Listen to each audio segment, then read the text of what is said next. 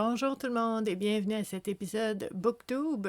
Donc les BookTubes sont offerts en alternance avec les Oracles Tube tous les vendredis.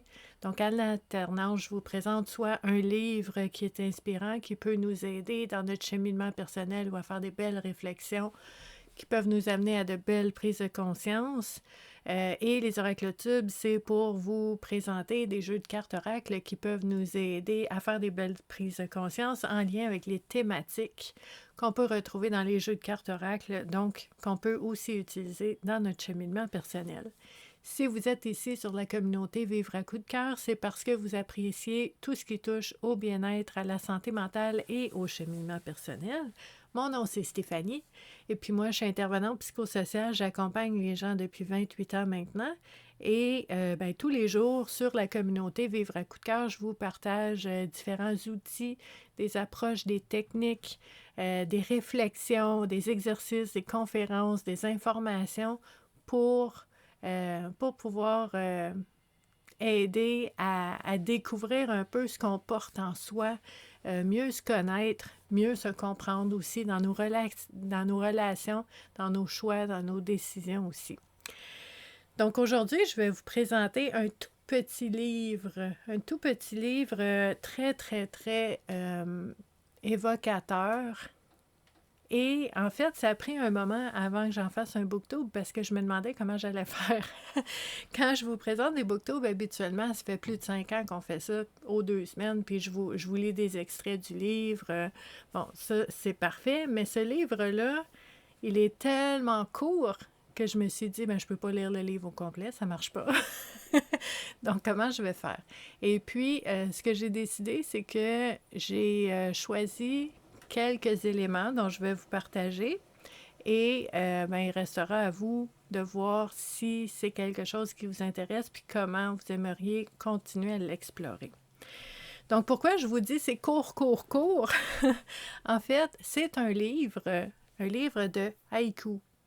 Les haïkus, c'est un poème classique japonais. C'est un poème court. C'est 3 lignes, juste 3 lignes, très peu de mots, très peu de syllabes. Et c'est vraiment tout un défi de créativité, de devoir créer un haïku comme ça qui soit évocateur en si peu de mots. Donc souvent, les haïkus vont avoir un effet de nous transporter dans le temps, soit la nostalgie ou de penser directement à des choses qu'on a vécues, qu'on a expérimentées. Il y a un lien avec les saisons, avec la nature. Il y a plein de petites consignes dans le fait de créer un haïku. Donc, c'est beaucoup de travail. Le plus qu'on doit synthétiser, le plus qu'on doit choisir les mots parce que c'est très peu de mots. C'est beaucoup de travail, beaucoup d'efforts, beaucoup de talent, je vais le dire comme ça aussi. Et le livre que je vais vous partager aujourd'hui, c'est un livre de haïku de Elena Martinez qui s'appelle L'encre du vivant. OK? Puis il est tellement beau. Regardez l'image, c'est vraiment beau. Puis l'encre du vivant, ça fait partie d'un des haïkus dans son livre.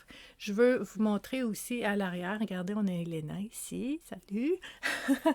Donc, ce qu'on nous dit en arrière, c'est citoyenne canadienne d'origine espagnole, la poète haïkiste et auteure Elena Martinez se passionne pour les haïkus depuis plus de 5 ans. Ce genre littéraire est un hommage aux menus détails du quotidien. Ce sont ces instants captés sur le vif qui jalonnent les saisons de son existence. Ça, c'est bien dit. Donc, on a quelques exemples. Vous voyez, 3 lignes. Donc, les exemples qu'on nous met derrière, sur la couverture derrière, on a « Au matin, dans le tapage du monde, je repars sans bruit ». Le deuxième, 23 mars.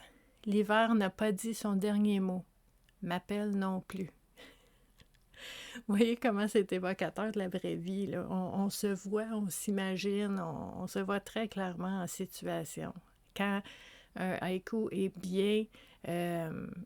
bien présenté. Le troisième, concert en plein ciel, le retour des Bernaches. On a hâte. Donc, ce livre-là d'Helena est divisé en différentes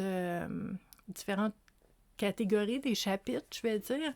Puis ce qu'il faut mentionner aussi, que moi, je trouve touchant, si vous avez lu d'autres ouvrages d'Helena, vous savez un petit peu au niveau des écrits qu'elle a pu avoir avec sa relation avec son père et ce livre-là dédié à son père. Donc, déjà, ça, je trouvais ça important. Donc, on a le premier chapitre qui est justement l'encre du vivant. Puis vous voyez, c'est un livre qui est très minimaliste, là, sobre dans les images, dans la façon de présenter. Vous voyez, les illustrations avec les haïkus. Donc, dans la section l'encre du vivant, j'ai sorti quelques haïkus pour vous lire. Ah oui, moi j'aime beaucoup les jeux de mots, hein, vous savez, pour les personnes qui me suivent depuis un bout de temps. Donc, on a mère veilleuse, elle éclaire ma nuit, la pleine lune. Je trouvais ça beau. C'est romantique un peu, c'est beau. C'est une belle image. Ensuite, on parle de la vie ici. Donc, jour de lessive, je trempe mes idées noires dans l'eau de Javel. Vous voyez comment ça fonctionne, un haïku? C'est comme, moi, personnellement, quand je lis ça, je trouve ça, c'est quoi le bon mot? Je vais dire songer, tu sais, dans le sens que j'aurais pas pensé immortaliser un moment comme jour de lavage ou les vêtements accrochés sur la corde à linge à l'extérieur, il y a des haïkus là-dessus. C'est vraiment la vraie vie avec une émotion rattachée qui est en lien avec ça. C'est un talent, c'est vraiment un talent de pouvoir réfléchir de cette façon-là pour pouvoir présenter ces moments de la vie-là d'une façon qui soit touchante et d'une façon qui soit universelle. Ou est-ce que tout le monde a déjà eu ce sentiment-là ou ce ressenti-là? Comme je vous dis, j'aime les jeux de mots. J'aime beaucoup aussi les tournures de phrases. Puis Helena en a un ici, c'est « J'écris un haïku dans mon cahier Canada à l'encre de Chine ». C'est songé. Moi, j'adore ça. Puis je reconnais l'effort. Tu sais, tu pourrais écrire une page complète sur un sujet, mais là, c'est comme très peu de mots, 3 lignes. C'est tout un défi. Un autre ici, une chanson pour une bouchée de pain, le merle repart. Donc, c'est un peu la vie sous la perception et le regard du merle. Donc, si je chante, peut-être que je vais avoir un morceau de pain. Puis là, il repart. C'est de changer aussi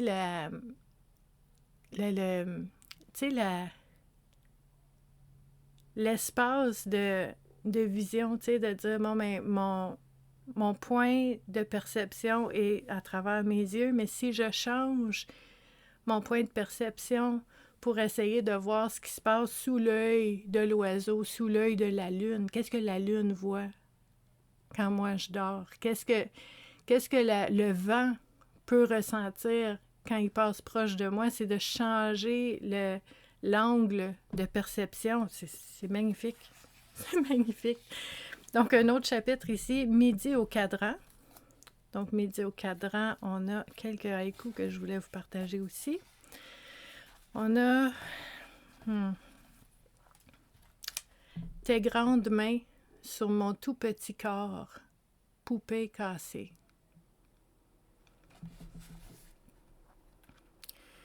C'est quelque chose pour la grande sensible que je suis. Vous voyez, 3 mots.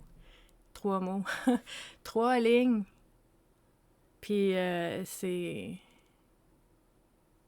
ça vient exprimer, ça vient montrer, donner vie à l'image d'un vécu, puis de le déposer sur papier.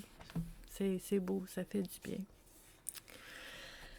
Un autre chapitre, le silence de l'aube. Puis je vous les lis pas tous, hein, parce que on gagne à découvrir ces poèmes-là. Donc, je vous en lis quelques-uns. Je vous montre aussi des images. Regardez. Des belles images. Tu sais, c'est l'encre du vivant.